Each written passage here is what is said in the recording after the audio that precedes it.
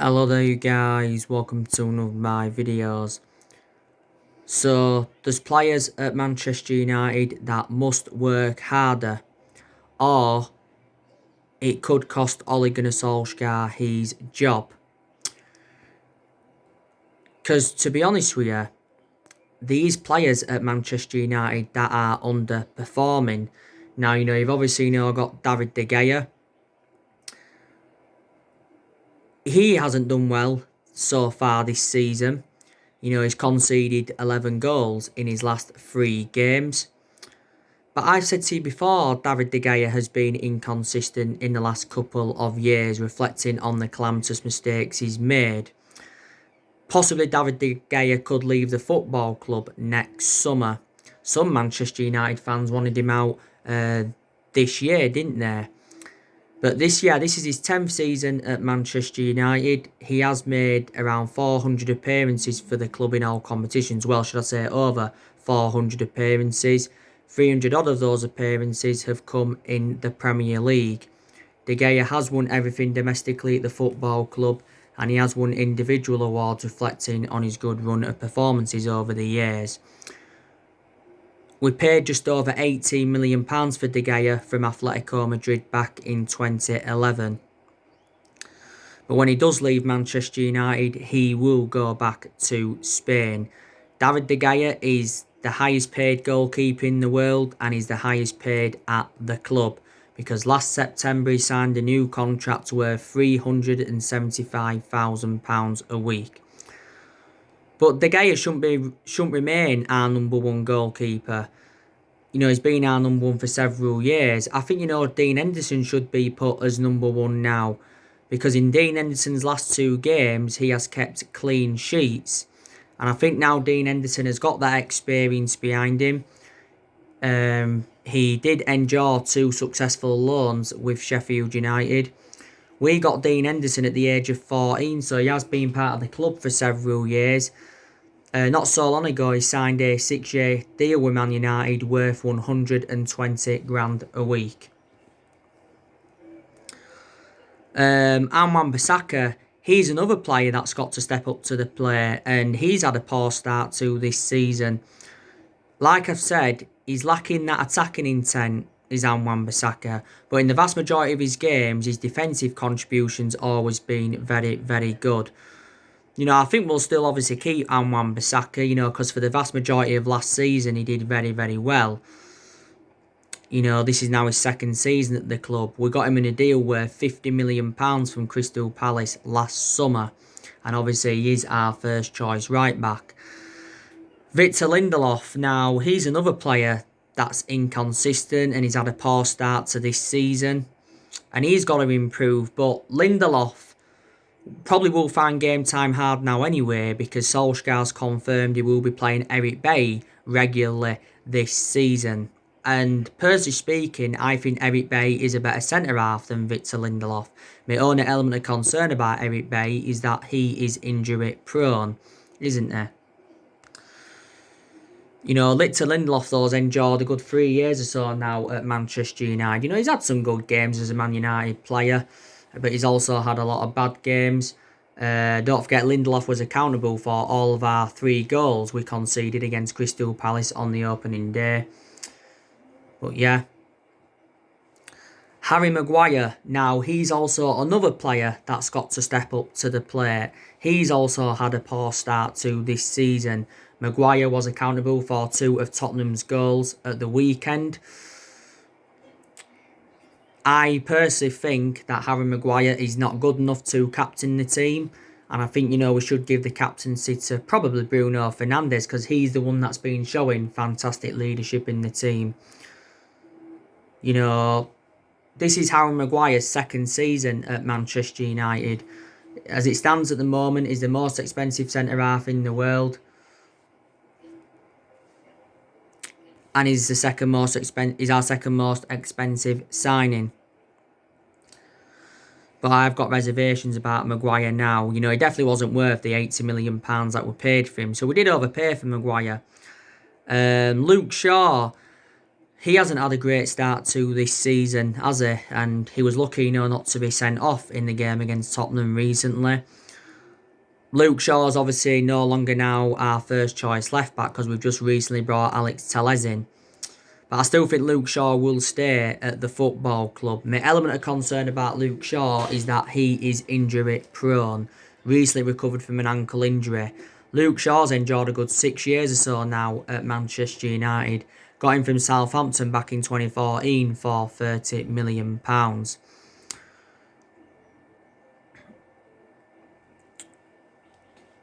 Paul Pogba. Now, he's another player that's got to step up to the plate because he's enjoyed an abysmal start to this season. Well, he did well, to be fair, when he came on in the 3-0 win against Brighton in the Cup because he scored that sensational free kick, but prior to that has been poor.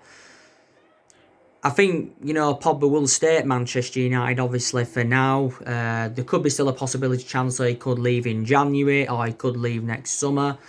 Don't forget we've been in the process of trying to get Pogba a new long-term contract at the club to end the uncertainty over his future. Because let's be honest, Paul Pogba has had a long-running transfer saga. Real Madrid were in for him. Juventus have been in for him. Don't forget Paul Pogba enjoyed 4 good years with Juventus. Inter Milan, PSG and Barcelona have been in for him before. But Pogba's agent, Mini Raiola, I think before the start of our season, he said that Pogba will stay at Man United and he will hold talks over a new contract. As it stands at the moment, Pogba's just got under a year left on his Man United contract, but the club do have an option to extend it for a further year. He's our most expensive signing at this moment in time because we paid £89 million for him. Again, overpaid for him. He did well towards the end of last season, but for the vast majority of last season, didn't have a perception on him because he was out with that ankle injury. Pogba sustained quite a few injuries as a Manchester United player, and he's now into his 5th season at Manchester United since he rejoined from Juventus. Fred, now he's another player that hasn't had a good start to this season. I think Fred's just been giving the ball away far too much and at times has looked too exposed in that midfield. I think there's a possibility chance that Fred could leave the club at some point next year, or maybe he could leave the season after. A few weeks ago there was rumours of Fred leaving the club, wasn't there? But Fred had obviously come out and said that he wants to stay at Manchester United and he wants to be an essential player and win trophies for the club. I think he's improved under Solsjaer, Fred. Obviously he isn't world class, we paid £52 million for him from Shakhtar Donetsk back in 2018. I think we did get him in Mourinho's final transfer window. McTominay, he hasn't done that well, to be honest with you. He was good in some games last season. Don't forget last season he was out with that ankle injury. McTominay did score in the 3-0 win against Brighton in the Carabao Cup, but I still thought he had a pretty poor game in that one. Not so long ago, McTominay signed a 5-year deal with Man United, didn't he? So he committed his future with the club. Nemanja Matic, he hasn't done well this season so far. I thought he did well in some games, though, towards the end of last season. Matic will stay at Manchester United, I think, for at least another season, despite the fact that he's in his 30s. Matic has enjoyed a good 3 years or so now at the football club. Got him in a deal worth £40 million from Chelsea back in 2017. Not so long ago signed a 3-year deal with the club.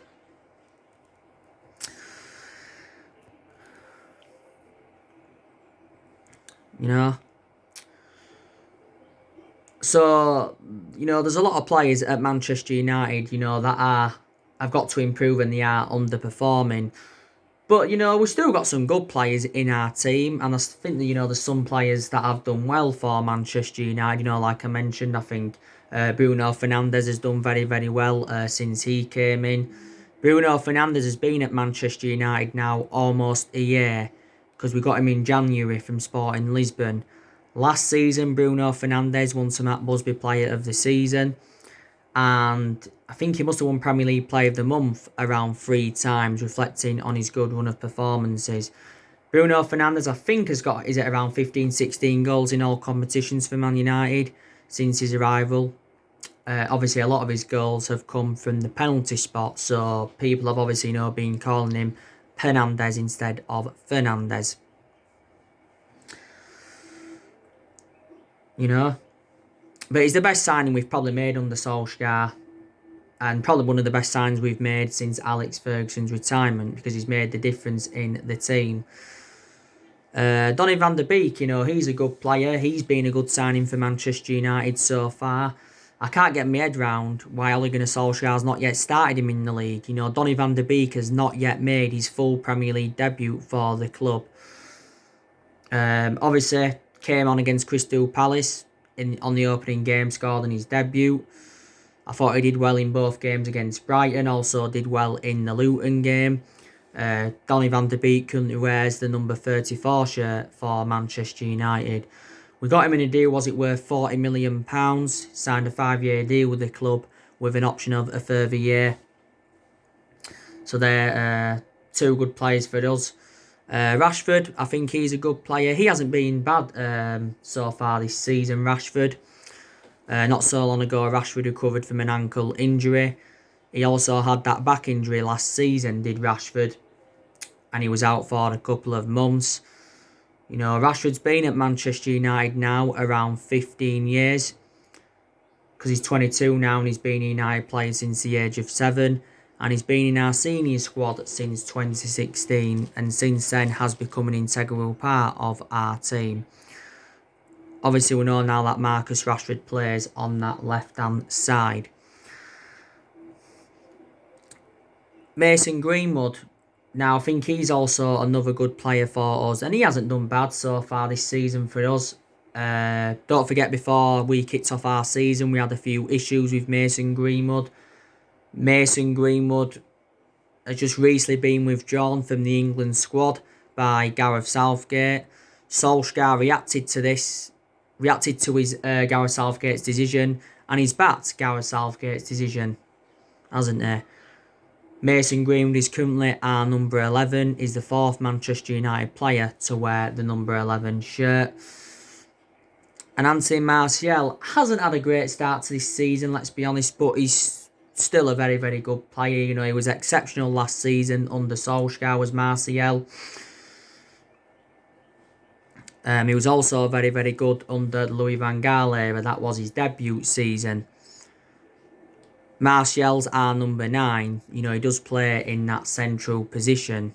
He's very effective in that central position, even though that's not his predominant position, because for the vast majority of his Man United career, you know, he's played out wide. Martial's obviously got a suspension because he got sent off against Tottenham recently, which I think was an unfair decision. Obviously, he put his hand across Eric Lamella's face. Eric Lamella, you know, was the one that elbowed him first. So in reality, they either both should have been sent off, or they should have both been given each a yellow card. That would have been a fair decision. But that's still no excuse for losing 6-1, is it? Juan Mata, I think he's done well in the games he's played in so far this season. I think, you know, Juan Mata should get more opportunities, despite the fact that he's aging up. You know, don't forget Juan Mata scored in the game against Luton in the Carabao Cup 3rd round. He scored in the cup game against Brighton. Yeah, he did, and also got an assist.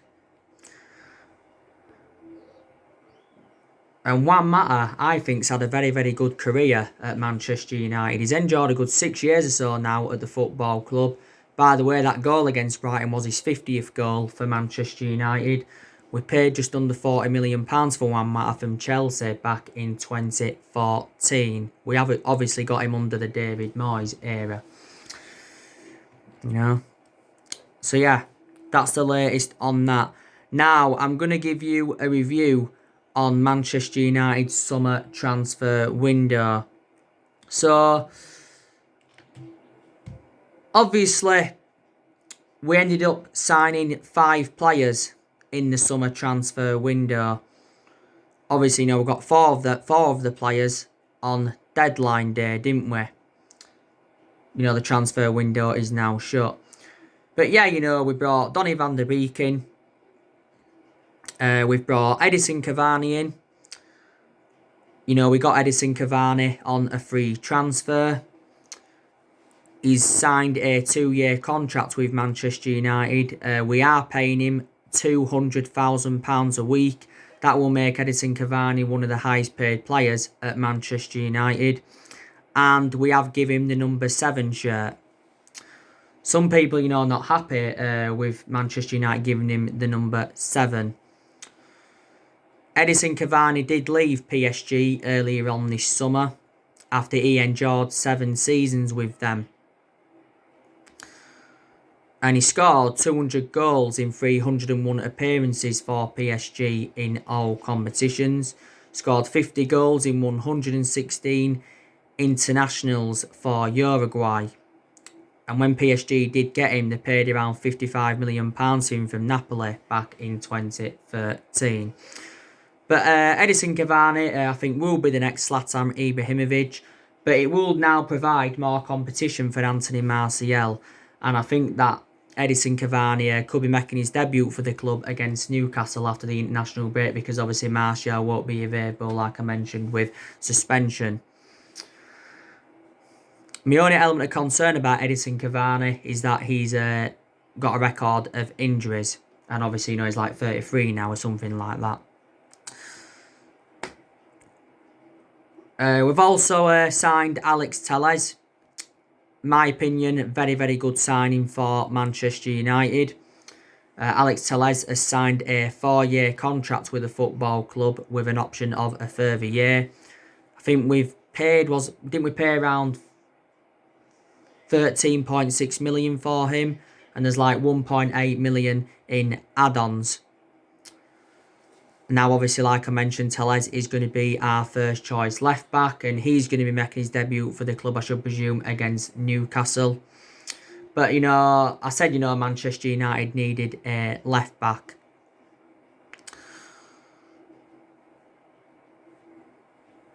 We've also signed Amad Traore, like Fabrizio Romano recently confirmed, but he's joining the club in January.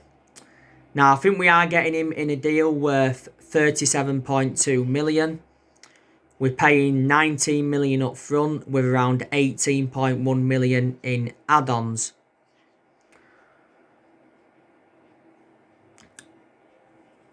This is a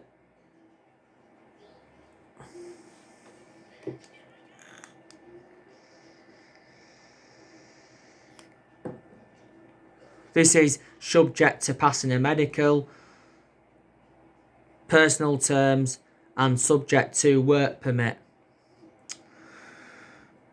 I like Amad Traore. Of what I've seen of him, he's obviously a winner. Obviously, currently at Atlanta. Only the age of 18. Was the first player born in 2002 to score a goal in the Serie A, and that was last year. We've also signed Facundo Pellistri from Club Atletico Penaril.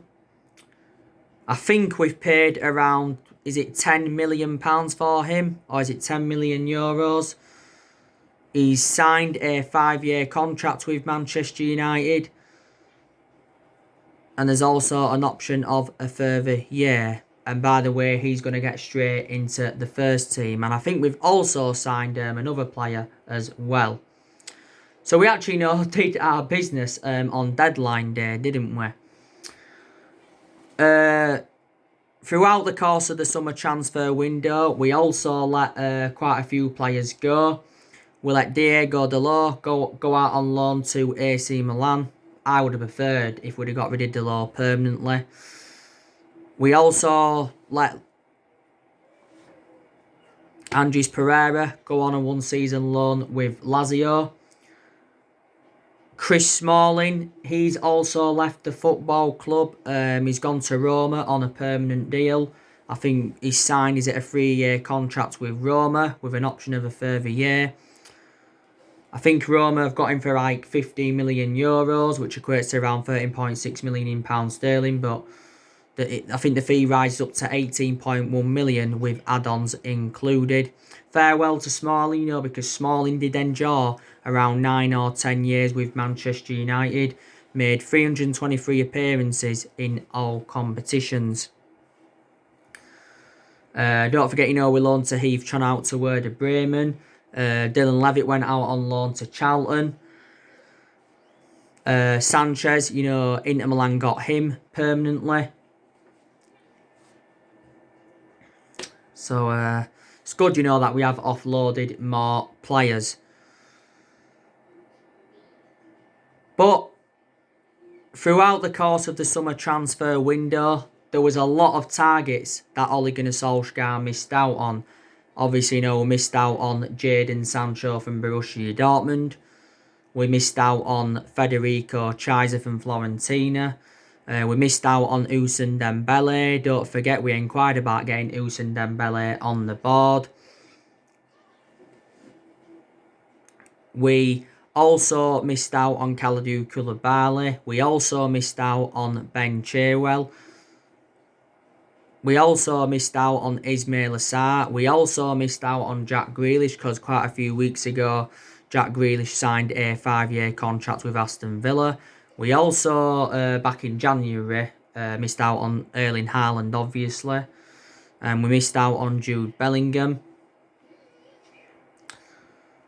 A lot of players Manchester United missed out on in that summer transfer window. But for the vast majority of that summer transfer window, Solskjaer was not getting backed enough. And like I said before, I think he does deserve more backing as Manchester United manager. Because he publicly admitted that Manchester United have obviously got to spend money if we are to be up there with the likes of Manchester City and Liverpool. And I think Solskjaer now in total has brought around 10, senior players into the club and spent a good 260 odd million, or something like that. But Solskjaer revealed quite a few times throughout the course of the summer transfer window that, he was very, very frustrated with the board. The main explanation is over the lack of, obviously, signings and that. We've been critical of the board for several years anyway. Woodward's been at the football club since 2012, so he's been with us around 8 years. The Glazers have been at the football club since 2005, so they've been with us around 15 years. I think Matt Judge's also accountable for some of the failure of transfers, and he's been at the club now a good 7 seasons. So I think Manchester United have definitely got to recommend a new board in, without a shadow of a doubt.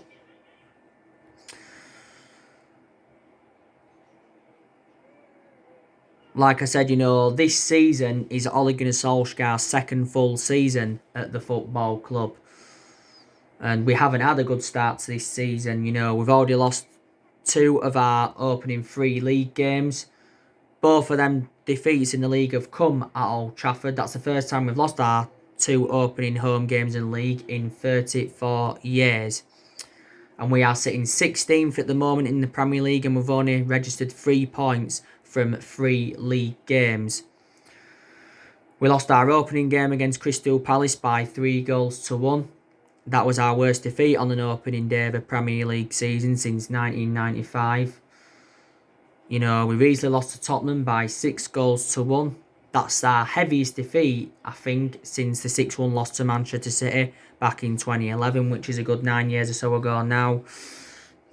And Solskjaer made an admission after that game and said, it's his worst day in his managerial career. It's definitely the worst defeat we've had under Solskjaer. We've had some bad defeats under him. We had that 4-0 defeat to Everton, didn't we, at one point. We was lucky to beat Brighton in the league, beating them by 3-2. But in reality, that game should have ended 2-2. The best game we've probably had so far this season is the 3-0 win against Brighton in the Carabao Cup. So reflect on this, Solskjaer is under serious pressure at Manchester United. We won't sack him as yet. We'll see, how we react now from this 6-1 defeat to Tottenham.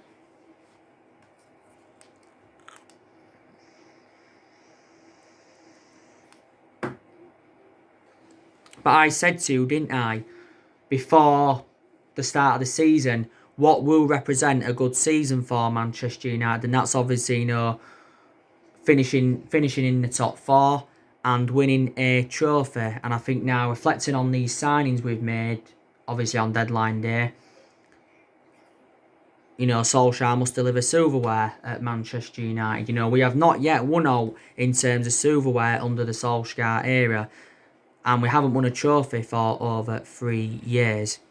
Now, like I've said, some of the blame stems from Solskjaer, you know, for the inconsistency. I've always said his decision making's got to improve, because in a lot of his games at Man United, he's been very tactically naive.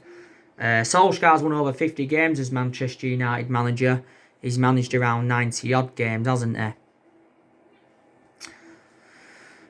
But, you know, to be fair, last season, he did well. Obviously, you know, got us qualification for the Champions League. We also finished third, and we did progress to 3 semi-finals. And don't forget, the first part of last season, we enjoyed our worst start ever to a Premier League season. And at that point, Solskjaer was very close to getting sacked by the club. Now, like I updated you earlier on today, reports have said that Manchester United have contacted Mauricio Pochettino over potentially replacing Ole Gunnar Solskjaer. Now, Pochettino was obviously linked with the managerial role at Man United before Solskjaer got the job back in December 2018. Pochettino has been managerless now for almost a year, because it was around 11 months ago he was sacked by Tottenham. Didn't Tottenham pay around 12.5 million to sack him? Pochettino did enjoy 5.5 years with Tottenham. And analysing the vast majority of his managerial tenure, you know, Tottenham were competing in and out of the top 4. And don't forget, back, was it last year, Mauricio Pochettino guided Tottenham to their first ever Champions League final. And I think, was it in May 2018, he signed a 5-year deal with Tottenham. So when Tottenham sacked him, he was obviously, you know, under contract. You know, he still had quite a few years left on his contract, yeah. But my element of concern about Mauricio Pochettino is that he's not won anything in terms of silverware. But he is well proven in the Premier League, and he has dealt with top players. So if we sack Solskjaer, I think Pochettino will be our next manager. It'll only cost us around £4 million to sack Solskjaer. That's totally contrast to the 18 million that we paid to sack Jose Mourinho. Solskjaer's got under 2 years left now on his current contract at Manchester United, hasn't he? But some Man United fans think it wouldn't solve a lot if we sacked Solskjaer. You know, he hasn't got a proven pedigree. That's an element of concern.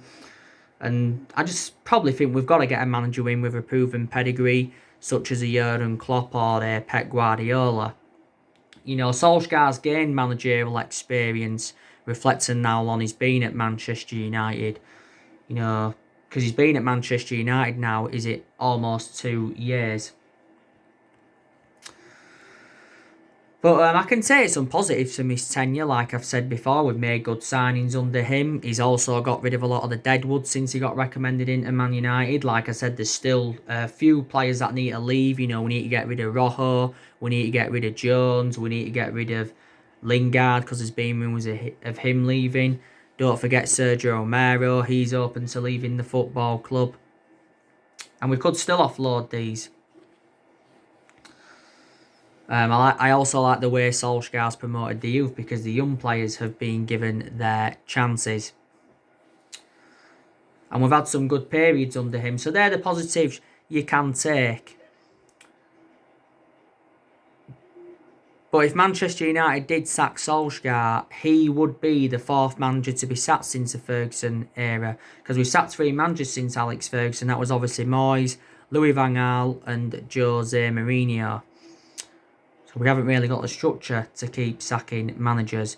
We haven't won the Premier League since 2013, so we haven't won it for 7 years. We haven't marked any title challenge up in the last 7 years. We are at least a couple of years off yet from winning the title. I should say maybe 3 or 4 years off from winning the title. So anyway guys, that's everything to update you today. Drop your comments, likes below on the channel. If you do, consider subscribe as always, and take care. God bless. See you all again very, very soon.